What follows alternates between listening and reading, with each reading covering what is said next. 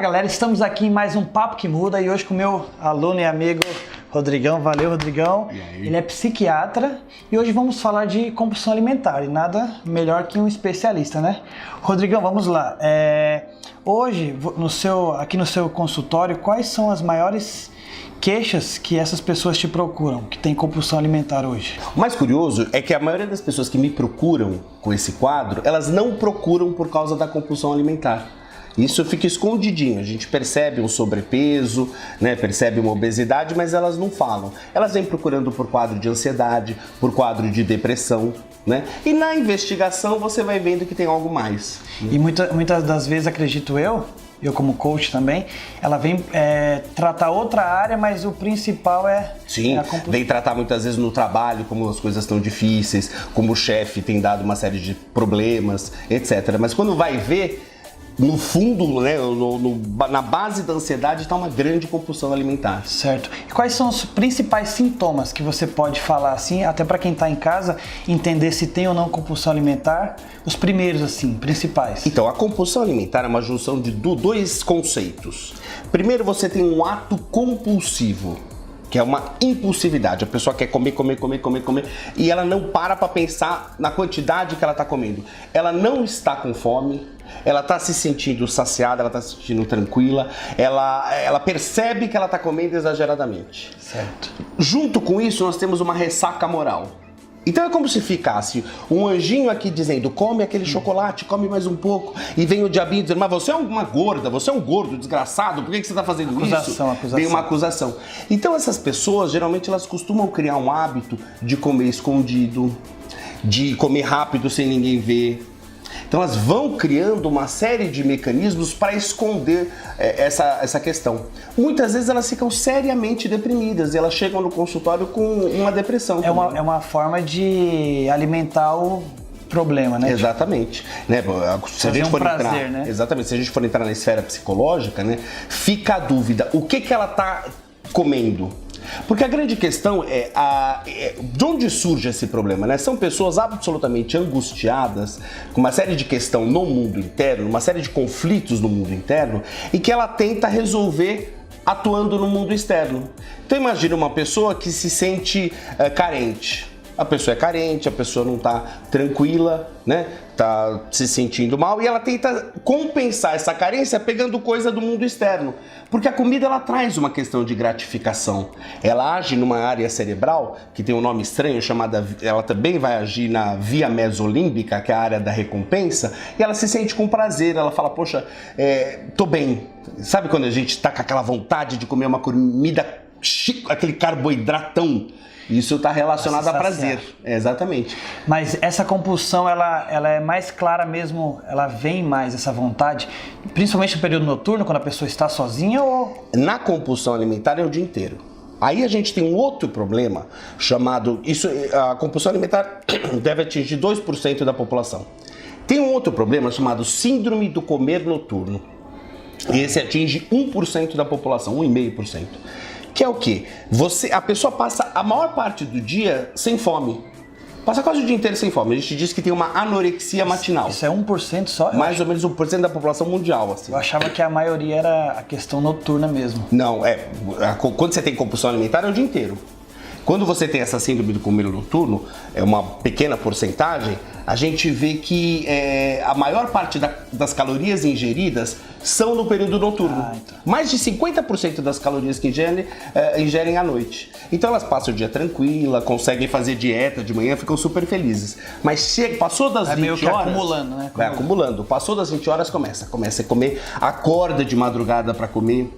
Né? Isso também é um grande problema. Isso responde por mais ou menos 30% das obesidades mórbidas, que a gente chama de obesidade de grau 3. Né? A obesidade mórbida, só para a gente lembrar, é aquela que pode indicar a cirurgia bariátrica. Certo. Então você vê que isso são dois problemas importantes relacionados à obesidade. São transtornos alimentares que levam à obesidade. Rodrigão, e com os pacientes que você tem, sofrem de compulsão alimentar, como que ocorre essa melhora deles e o que eles podem fazer em casa para mudar essa situação? Até para quem está em casa poder tomar essa atitude. Olha, eu geralmente digo que é um tripé. O tratamento está centrado no tripé. Primeiro, a parte psiquiátrica. São pacientes fortemente ansiosos e que precisam de uma intervenção medicamentosa. Porque os estudos mostram que estão faltando algumas substâncias químicas no cérebro, principalmente serotonina, noradrenalina, e a gente precisa ajustar isso. Então nós vamos precisar de uma medicação. Segundo ponto, uma psicoterapia. É fundamental que o paciente ele entenda o que ele está comendo. Ele está comendo comida, mas aquela comida representa o que para o mundo interno? E por que ele está comendo? Por que ele está comendo. Isso é fundamental. E no terceiro são os fatores comportamentais. Fazer uma dieta e exercício físico. Né? Aqui nós precisamos do Diogo.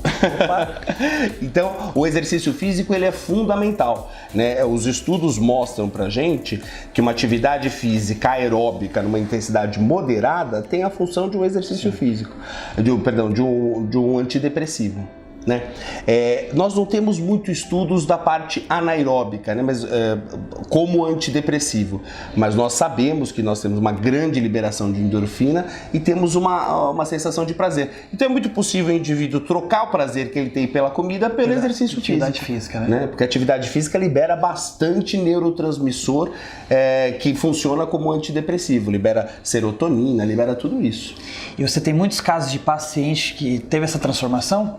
Muitos casos, a gente pega, quando o paciente vem fazer o tratamento, ele está motivado, a gente tem uma transformação importantíssima, né? O paciente ele sai de uma situação de obesidade, às vezes grau 2 até grau 3 e chega numa situação de normalidade. Legal. Agora, é muito importante, não é todo mundo que se motiva, né? Porque é muito fácil você abrir a geladeira, comer um doce, e é complexo você fazer um exercício físico, mudar toda a sua rotina. Ainda mais para quem não faz, né? Ainda mais para dar o quem primeiro não faz. passo. Pois é, você procurar uma psicoterapia é um mecanismo muito complexo às vezes, mas quem abraça a causa consegue ter uma qualidade de vida impressionante. Mas nos casos dos pacientes que te procuram, muitas das vezes são pessoas mais sozinhas ou indiferentes? Não, indiferente. Não consigo fazer essa relação. Isso vem pessoas casadas, vem uma série de... a relação acho que não está aqui, está na forma como a pessoa lida com a angústia dela. A angústia é uma coisa que todo mundo tem.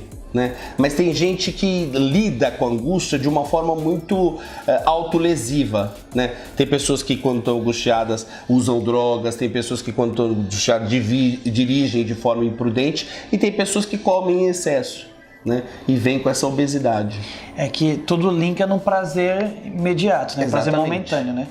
A gente tem uma área cerebral responsável pelo prazer imediato e tem uma outra relacionada a um prazer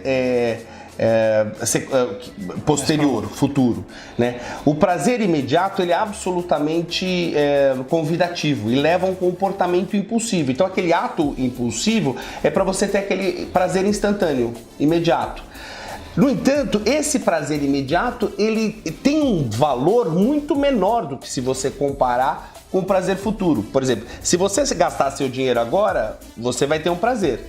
No entanto, se você juntar esse dinheiro e no final ter uma poupuda conta bancária, o prazer é muito maior.